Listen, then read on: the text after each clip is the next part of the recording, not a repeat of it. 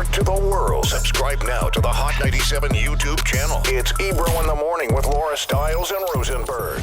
Johnny just asked me if I had if I ever played myself in my life, anything in my life where I look back and I'm like, yo, I played myself. Congratulations.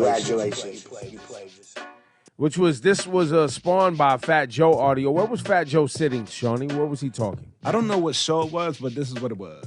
One of the greatest friendships, admiration, and love. I played myself. Oh, I know. With everything that happened with us and Roc-A-Fella and all that was Fat Joe's doing, and I played myself, and I was wrong. And you know what? I wasted 10, 15 years. We could have got money with each other. Because I ain't gonna lie.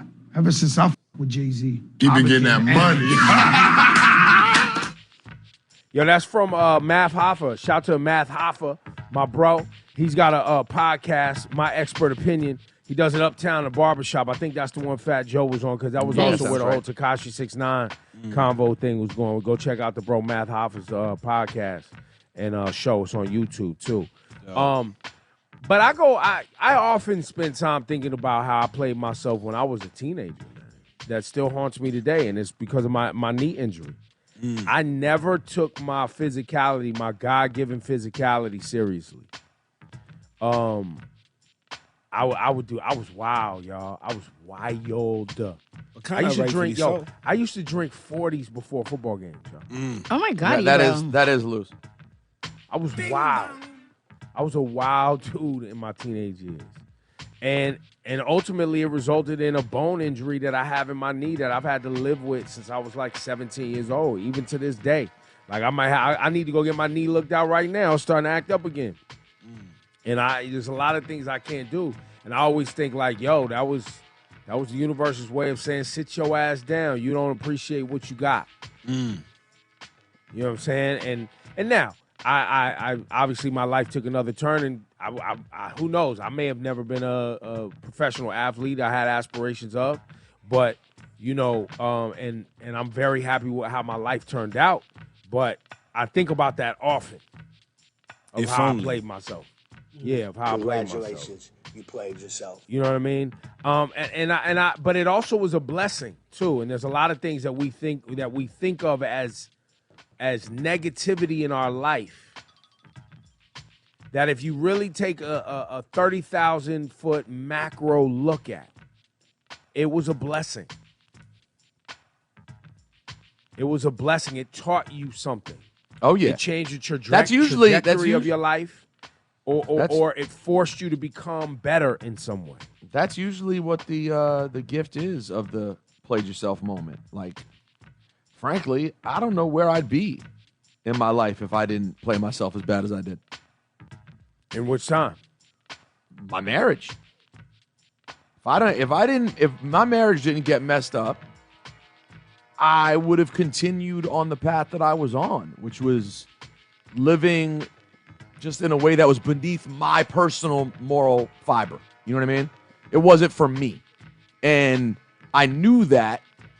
But sometimes without the play yourself, start over again moment, you'll never figure it out. And I ended up seeing it now, 3 years later, as a blessing, because I really do feel like who knows where that path takes you. If you don't get knocked down a peg, a lot of people out here spend their whole lives moving around in a way where they get seemingly lucky by never getting caught. It never catches up with them, which seems lucky, but they never get their life together either. Right. They live like a mess permanently. I played myself. Exactly. And that's, yo, listen.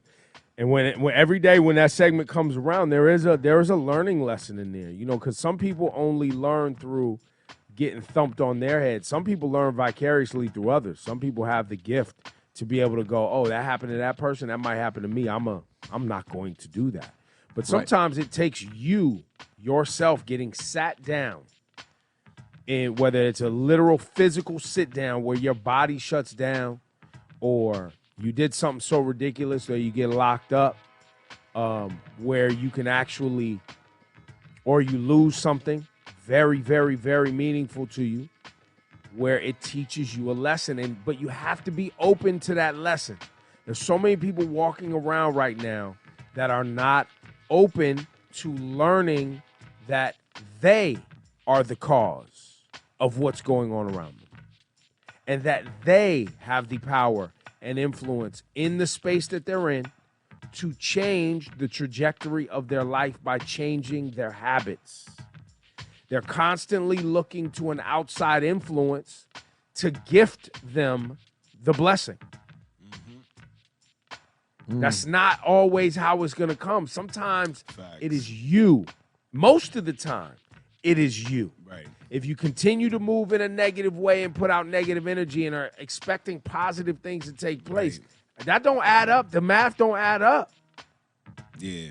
Staying in the same situation, staying around the same type of people, you wonder why you continue to have the same type of results. It doesn't add up. Sometimes you have to step out of that circle.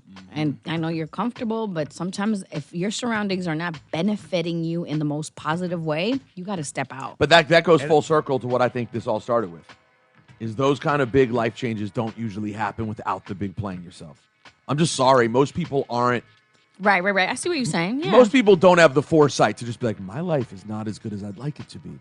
I'm really not taking, I'm not taking accountability. I'm not appreciating my blessings. I'm going to change. Right. It's a nice thought. It usually lasts for what? A day? The person, we've all been there. I'm going to lose weight. I'm going to eat healthier. I'm going to stop messing around on my girl. I'm going to stop it. It lasts for a day or two, but sometimes without that really intense traumatic, the crash. Sometimes you need that. Well, and by the way, y'all, you can apply this to everything.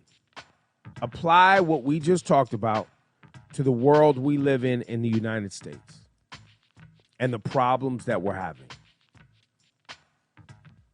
We continue this vicious, violent, toxic cycle on so many levels. How we interact, dealing with race and the enslaved people, the treatment of the indigenous people, the treatment of women. We continue all of this toxicity. And we expect a positive result. How? Where? It's not going to happen without us doing the heavy lifting, whether that's on an individual level or coming together as a community and doing the hard work and the heavy lifting. Because even to do it on an individual level where you're going to change your behavior, some of these behaviors that you have that are causing you to be in the negative spiral that you're in are learned behaviors that were passed on to you from your community and your family specifically. And so you have to even look at the people, your parents sometimes, and go, yo, I love my parents. They didn't have the sophistication, the tools, and the knowledge to gift me with something that was going to help me blossom. They gifted me with something toxic, or my culture gifted me something toxic, and I need to change it. This goes even into the Mr. Morale and the Big Steppers album. Oh, yeah, deep into that. That album is about our culture of hip-hop, our culture oftentimes in black families, and because of the trauma in the world that we lived in just trying to survive, that we are gifting toxicity and bad behavior often to our families and children. Because we don't want to either deal with our reality because we don't have the sophistication, the tools, the time, the wherewithal to navigate through it. We can't get through it because of what's upon us, which is valid. But sometimes acknowledging it and just saying it's there and knowing that it's bad behavior and toxic behavior is the step. And sometimes we can't even take that step. I played myself. Bring up that Kendrick Lamar Mirrors on the album. It's the final song on the album before we get to the Gurus. I want y'all to listen to this record because that's what this record is about. And even in the album where you hear, if you've listened to the Kendrick Lamar album, some people don't. There's people who can't even take the time to listen to the Kendrick Lamar album because it requires too much work. How are you going to do the work in your life if you can't even listen and read? How How are you going to lift yourself from where you are today to another place? The world, the United States of America ain't coming to save you.